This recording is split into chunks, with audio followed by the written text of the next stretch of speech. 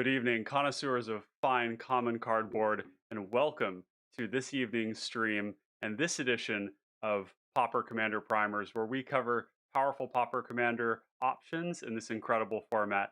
And today we have a real iconic control deck from this format. We're all dressed up for the original fanciness because this deck slaps. I realized that Witherbloom Apprentice was abbreviated to WAP.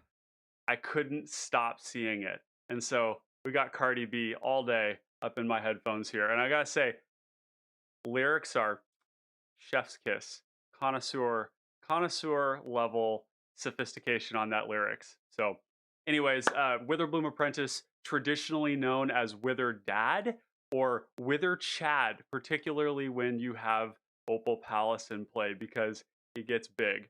So, let's get this show started.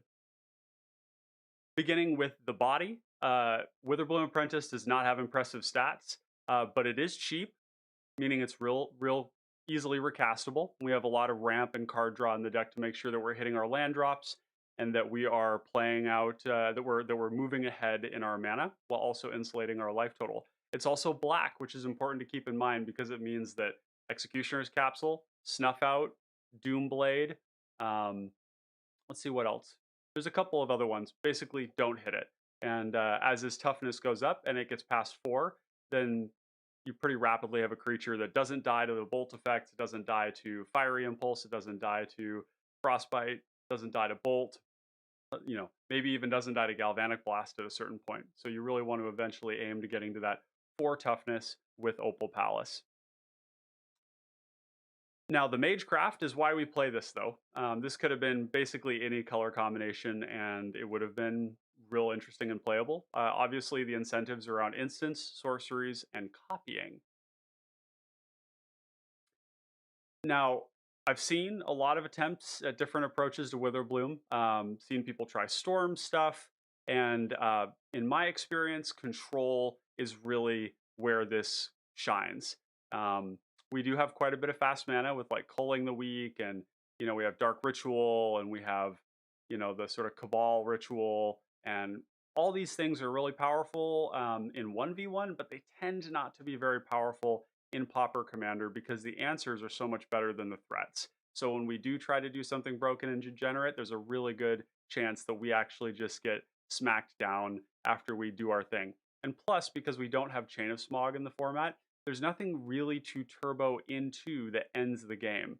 When players are at 30 life, there's almost I've never killed everybody in one shot in any turn where they already hadn't taken some damage. There's no way. It doesn't happen in this deck. There's no functional way to do that. So what that means is that we're constantly nickel and diming people with moments in between where we do run pretty far, where we might have like a drain for 6 or something along those lines. So like bursts of speed that are met in between with long periods of doing very little, basically chipping away at people's life totals, insulating our own. So this is really suited for control. We're basically on our commander. We have the tool for surviving, which is to insulate our life total with life gain. And we have our win con, which is to slowly drain people out of the game. One of the core mentalities that will make you a successful Witherbloom Apprentice player is patience. There is no rush. There's no rush to the game. And I've seen a lot of people, I've watched people play in paper and online where they were trying to rush to get lots and lots of triggers. And it made them the threat, made them the problem. And ultimately, no deck does a good job of 3v1ing in Pauper Commander. So you've got your win con and your tool for surviving the command zone, and it's functioning early as well as late.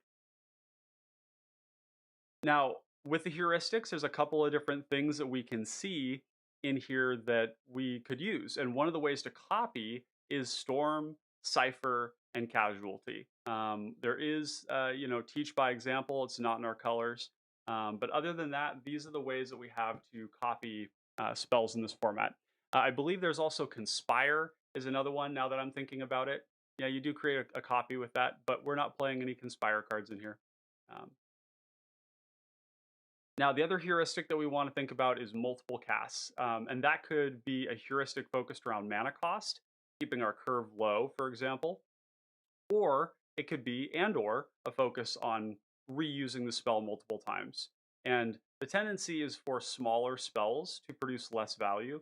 And so the direction we've taken, that I've just taken this one for a long time, is focusing more on spells that give us good 2-for-1s than spells that are 1-for-1s, because ultimately we are playing a game against multiple players, and we do need that card advantage that actually like propels us through the game and secures ourselves a really safe position in the pod.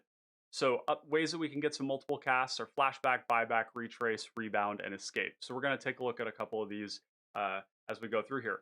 Now, there are some great storm spells in at common, um, and over time, I've shifted around with these. At first, for example, it was sprouting vines, weather the storm, reaping the graves. Then they printed Shatterstorm, and I experimented with that. Shatterstorm is sorcery speed, and we'll talk about that. So we don't play that card in this deck. But we do play the other ones, and for a time, Reaping the Graves wasn't in the deck either because there weren't enough creatures to actually make the deck have a target in the graveyard. You don't need to have a target for every copy. You can target the same copy over and over again. However, you need a single copy, and at times I would find myself without a copy of a creature in the graveyard and a huge storm count, not of my own making, and Reaping the Graves in hand and unable to use it. The newer iterations of Witherbloom that I've been working on have more creatures because we want to have stuff that can block in the game. We want to have things that can attack. Increasingly, Initiative and Monarch are just like really important cornerstones of the format, and being able to get in and claim those is important, as well as to provide roadblocks to aggression. Now, on the topic of Storm, let's talk about exactly how that works. In this deck, a common mistake is to try and force the Storm. And what I mean by that is producing our own Storm count. So, like Abundant Harvest into Kodama's Reach, into Succumb to Temptation, into Doomblade Your Thing, into Weather the Storm. And the reason that's wrong is that it incentivizes the wrong kind of thinking. We don't want to be spending our spells to do damage to people. We want to be spending our spells only when we need to. So, what we want to do is we want to rely on other people creating the storm count. So, here's an example. Person has an Archaeomancer in play. They cast Ghostly Flicker, intending to perform a loop. Okay, say there's a Peregrine Drake in play as well. We go for the throat, targeting their creature. They counterspell it. Somebody else in the pod goes Shred Memory, okay, to exile the card from the graveyard that they're targeting. And then they go Dispel. And then on top of that, the white player at the table, and remember, I am planting a thought in your head right now. They cast Lapse of Certainty, okay? Lapse of Certainty. You should play this in your white decks simply because it's white. Nobody will ever play around it. So say this happens, we've got Storm is 6. We just let it all happen. You know, we participated a little bit. We spent a spell into this thing. The table ganged up and made sure the combo was stopped. And then end of turn, we just wait till it's all done and we cast Weather the Storm. Storm is 6. Everybody is likely tapped out or out of resources because they just put everything they had into stopping the combo player. And then we gain, in this case, it's going to be gain 6 from all of the copies. Okay, yeah, and you're right, Anthony Canese, sandbagging is the way. And we'll talk a little bit about that just to be real nuanced and careful with our language around what we mean by that. But in this particular case, we're going to gain a huge amount of life, which is so important in this format right now. Weather the Storm has never been more relevant. All the time I was playing Weather the Storm before, this card was literally just a combo piece, and right now it is like built in, I'm not going to die, which is huge. We just focus on killing the commander damage stuff, and then we can take the combat damage. It's okay. So this is the heuristic we want to think about. It doesn't mean we don't force storms sometimes. Sometimes if everybody's tapped out, we've got tons of mana, enough cheap spells to play along the way, and maybe a protection spell, then we'll do it that way, and then we'll force it. But generally only if like kills 2 players. Really want to be careful around that. Which brings us to the next little bit. And this is a pro tip. This is very important to remember. Storm is a trigger. The copies do not, we are not immediately rewarded for the copies when we cast them. So what happens is we go weather the storm, and the first thing that's going to happen is that Witherbloom and Storm Trigger are going to happen simultaneously, and we stack those in whatever way we want because they're both cast triggers. When you cast the spell, copy it. When you copy an instant or a sorcery, make a trigger. Okay, so we get that Storm Trigger. A wise player will know to kill the Witherbloom Apprentice with the Storm Trigger on the stack, which means that we will get one trigger of Magecraft for the original copy, but we will be denied the triggers for all of the copies. And this is one of the reasons why we do not force the storm. Forcing the storm often means that there's a tendency to get kind of greedy. I know you want to get greedy. You want to get that extra little trigger, don't do it, okay? Because what's going to happen is it's going to incentivize somebody to blow you out on an important spell in your deck. You're going to lose some of that pressure that you were playing the spell for. It is a form of pressure. And so what we want to really be doing is holding up a little bit of mana and only using these storm spells when the coast is completely clear. If everybody's tapped out, we can reasonably assume it's okay. We could still lose to like a Thunderclap, for example, or a Fire Blast maybe. But, generally speaking, it's going to be okay. So that's an important thing to note. The stack is important, and we want to play around that. So we always bring protection. And we have a couple of good protection spells in here. There's one other one that we'll talk about here as we move through the video. As they print more of these, we may play more of them, but ultimately, these are really only here in a proportion that correlates with the number of spells we have that we storm with, if that makes sense. So we have 4 protection spells at instant speed to correlate with what we have, which is technically 4 storm spells. And you'll see what the 4th one is here in a little bit.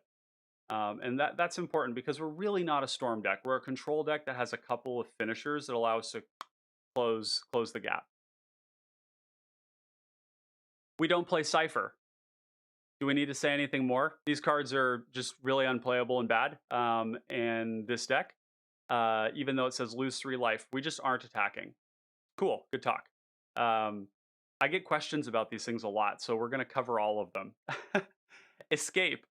This card is also just so bad. It only hits 1 player. It is a repeat trigger, and that is curious, but it's also expensive. Look at that. Look at that escape cost. 4 mana, 3 cards. We do have things we want to do with our graveyard. Okay, so we don't play this. We're not going to linger on it. Buyback is one that we do play, but let's talk about the ones that we don't, okay? So in these lists, you're going to see that there are cards listed that won't be all of the cards in that category, okay? So this isn't all the buyback cards necessarily. This is just showing you the ones that we do play and the ones that people have asked me about in the past, thinking that buyback was just that good.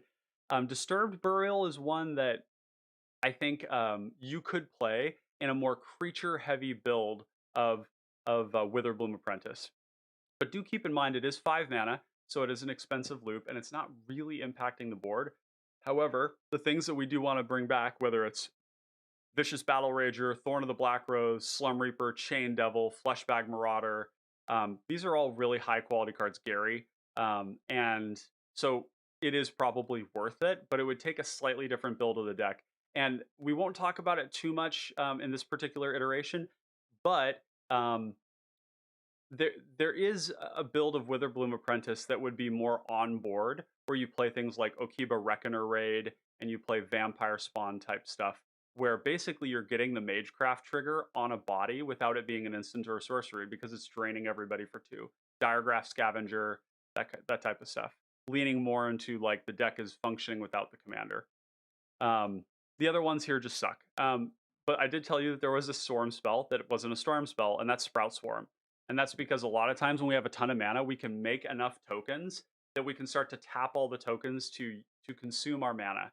And it's reusable. So we go end step, we have all of our mana up, say we didn't have to interact, then we go crazy, right? Sprout Swarm, somebody goes to kill our commander, we go Tameo safekeeping, nobody else has anything, Sprout Swarm, Sprout Swarm, Sprout Swarm, Sprout Swarm, untap, Sprout Swarm, Sprout Swarm, Sprout Swarm, Sprout Swarm, and you just go absolutely crazy. Sprout Swarm in a lot of ways is actually a heavier storm spell than the other ones. It's just that it's very mana intensive. It'll consume all your mana. But Sprout Swarm also makes bodies. There was a pretty legendary moment actually that where I missed a line on Sprout Swarm during the playing with power video where Convoke and Buyback work in really weird ways, but I had a Marauding Blight Priest and a Witherbloom Apprentice, and I had completely tapped out, and somebody was killing my Witherbloom on the stack, and I had Sprout Swarm in hand, and I needed to deal one more damage to kill the other player, two other players, and I didn't realize that you can actually convoke your creatures to cast this for free. Okay, so this is a free cast if you have two creatures in play and one of them is Witherbloom Apprentice, because you can pay for the colored mana. So, anyways, Evankar's Justice is the other one. This is a way to kill people. This is also a way to stymie the pressure. It's a great board lock tool. If you have 11 mana, you can Evankar's Justice for 4, which is great. But we can just win the game with this very slowly, and it's a great tool against the new gut decks that are out there. Okay, Rebound is another one. The only one we're playing here is Trumpeting Herd. Trumpeting Herd is very great rate. It's draining twice, and for 4 mana, we're getting 6 powers across 2 bodies. We really don't need to explain this one too much. Moving on, we don't really play any of the Retrace cards. Siphon Life is something that you could play if you wanted to. However, generally speaking, in my experience, we want the lands. Okay, these lands are not just here to use up as a resource, and draining life isn't so important that we would, go down on cards that heavily. We usually just want to keep playing our lands. I wouldn't criticize a person for playing Siphon Mind, though, so do as you wish. This card is reasonable. Yeah. The next ones here, we have the Flashback spells. And you'll see that we're playing a lot of these. They're pretty high quality. There are a lot more flashback spells in black and green. These are the ones that I think are most relevant. And you can see here that I've said the same thing with Rotten Reunion and with Coffin Purge. I don't play these cards because the deck already has a ton of graveyard hate just built into its spells. Shred Memory is graveyard hate when you need it. We've got Bajuka Bog, we've got Crop Rotation, we've got Golgari Rot Farm to pick up the Bajuka Bog. There's just a ton of ways. We got Return to Nature. All of these things deal with graveyards already, and so dedicating a whole slot to a card that doesn't do anything but graveyards is not good enough, in my opinion. However, if you are in a heavy combo meta with a lot of graveyard-based combos, I would highly recommend considering both of these, because both of them kind of dumpster combo decks that involve the graveyard. They're very powerful. The ability to flash it back is amazing. Rotten Reunion has the added benefit of insulating you against edicts, which is huge because you make bodies. And the bodies can also feed your edicts. So if you want to take that 2/2 Decayed token and turn it into a 4/2 Slum Reaper, you can do that. Path of the Festival is 2 casts. Unfortunately, we don't have a way to get that trigger for the 3 types of basics, which is a real bummer. I wish you could do it with wastes. That would be so dang cool. But yeah, so this is just 2 casts on 1. Shadow Beast Sighting is just a 4 mana 4/4. This is basically Chainer's Edict in reverse. It's an on-rate spell that has another spell attached to it for 7. Moment's Peace is amazing right now as a fog. And Moan of the Unhallowed, making 4 bodies across 11 mana, is great. And thank you, Jin Shooting Star, for the glasses. Turning the corner. Okay, so let's talk about one of the key play patterns in Witherbloom, and that is that we want to establish some sort of repeat value on a empty or near empty board. That's going to mean any one of these 6 spells. We want to have the Monarch, the Initiative, and then we want to follow it up with some form of clearing the board. And that could be a Pestilence, or it could be a Crypt Rats, or it could be just killing the only threat on the board, because sometimes the board is clear for other reasons. Somebody else clears the board, maybe. And then Fleshbag Marauder is another way that we do that, because Fleshbag Marauder can take so many threats out of play. That is a key play pattern of the deck. We just want to sit on the Monarch and or the Initiative and just ride it to victory. That is like a major win condition of the deck. And even once you start doing that, it's going to be a while before you win. So you kind of strap in and get ready for the ride. Let's talk a little bit about Undercity. Undercity is something that the Initiative is something that I've added to this deck. The Initiative is great in this deck The Throne of the Dead 3 is going to be inconsistent. You are often going to miss, but the other modes are just that good. Just that good. Guaranteeing land drops, making Witherbloom into a 4/4 is very relevant for when you Pestilence or you Evankar's Justice or Eye Blight's Eye Blight's Massacre. Goading creatures, keeping them from attacking you is great too. Drawing cards is obviously something we love, and occasionally we can make a body. There is always the chance too that we just flip Gary into play. There are other, Monarch and Initiative cards in this deck, and they're all good hits off the throne. So when I say it's inconsistent, it's just that you shouldn't expect that you're always going to hit something off Throne of the Dead 3. You may not. Now, it's not always going to work out the way we want it to. And if we, you know, there are reasons why sometimes you would take another path, and that would involve going down the right side. The right side tends not to be the best side in terms of the Lost Well, and the Lost Well commits you. When we're thinking about Forge versus Lost Well, the Forge is just so much stronger generally. However, combo decks will scry, goad, draw.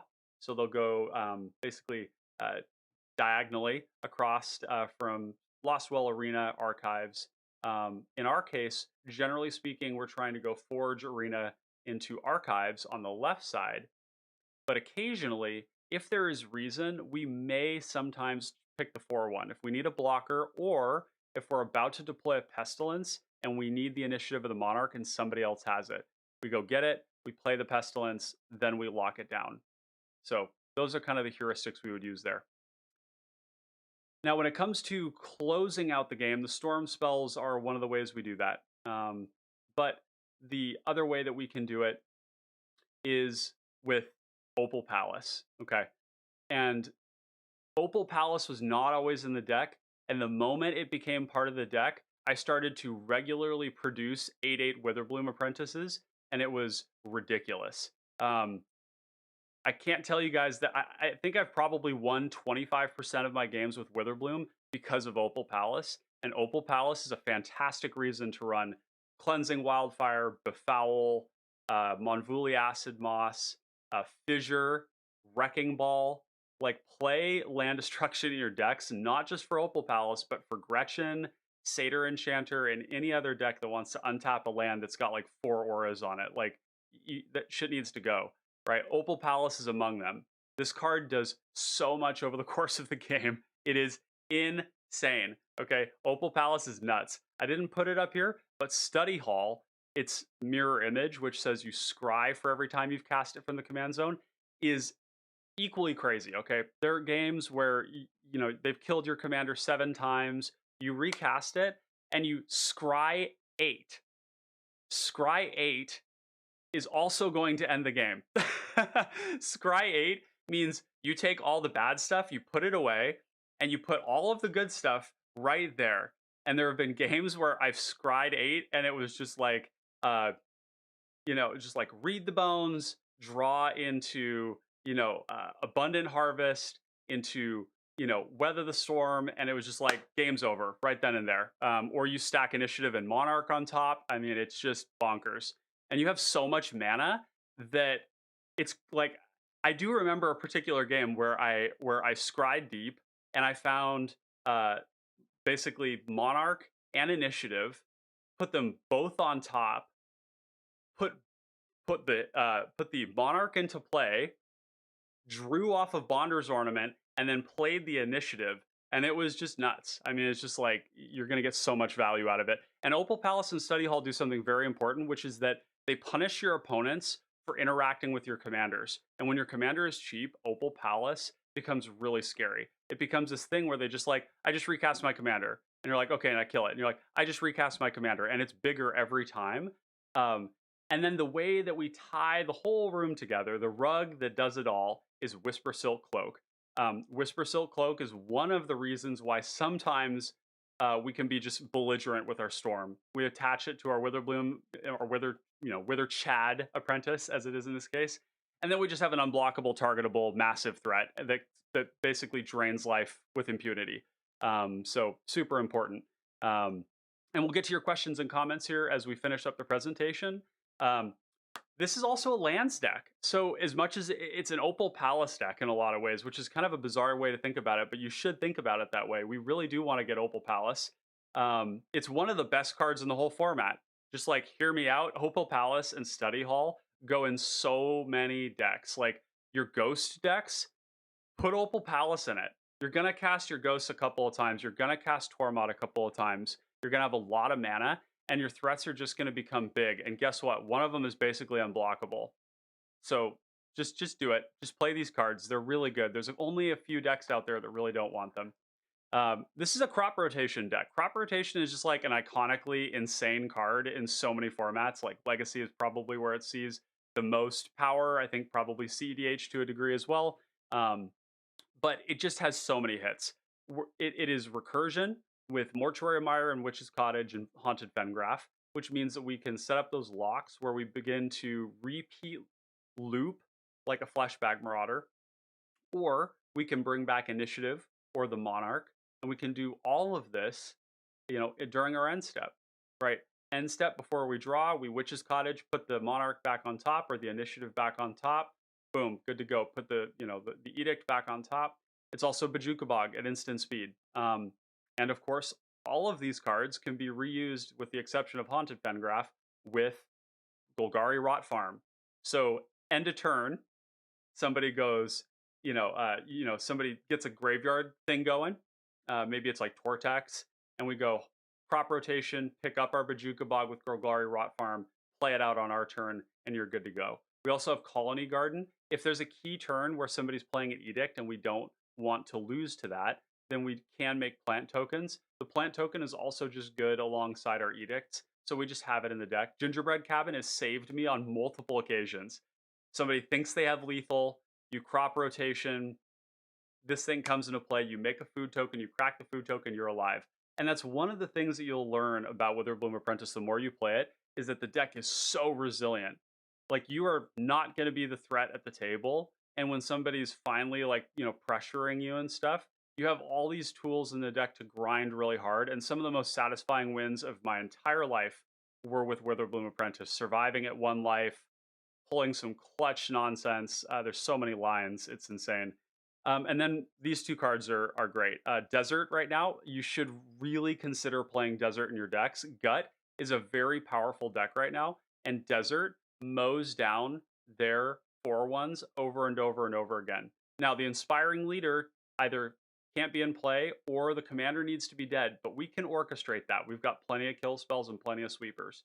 So if they're swinging with the 4/1s, Desert allow us to pick them off at end of combat. It's also a combat trick if you think about it that way. If we need to trade with a 3/3, we can block with a Witherbloom Apprentice, let the damage go through, end of combat, we Desert and we kill it. Quicksand can take out X2s.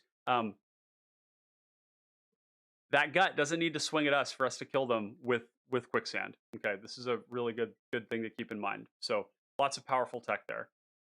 Dimir Houseguard is another card that's just really powerful in this deck because it has so many hits, and not all of them are listed here. Okay, Pestilence. So and really, I only play tutors in decks when they have complete coverage of effects. So we have sweepers, we have edicts, we have targeted removal, and actually, yep, that's right. Because this one doesn't have Befoul in it. It has Monvuli Acid Moss. So yeah, we have sweepers, edict, removal. We have land destruction. We have multiple creature bodies if we just need to get on the board. We have draw spells. We have Monarch, and we have Initiative. That's 7 different effects that we can get just with the Dimir Houseguard, and we're a big mana deck. It also just has evasion on a resilient black creature. And so we can use this to poke in and get the Initiative and the Monarch. Not common, but it is a thing we can do. Shred Memory is the other tutor in the deck. This one does find Weather the Storm, Sprout Swarm. But again, look at the coverage on this. It hits Feed the Swarm, Return to Nature for a Naturalize effect. It hits Night Soil for Graveyard Hate, as well as Return to Nature for Graveyard Hate. It has 2 of our Storm spells. It has Moment's Peace for a Fog. It has Miracle's Edict for Edicts. It has Kumbaj Witches, another great piece of tech against Gut. You play this on turn 2. You ping the Gut, and you look at the player and you say, how would you like to kill that Gut with me? And they go, sure, sounds good. And then the Gut never, ever, ever, ever stays alive. Excellent. Grasp of Darkness, Victim of Night, Go for the Throat are only a few examples of the 2-mana removal spells we have, and then we just have raw card draw with Sign and Blood and Night's Whisper. So that is what we've got here. So this is the end of the Witherbloom Apprentice,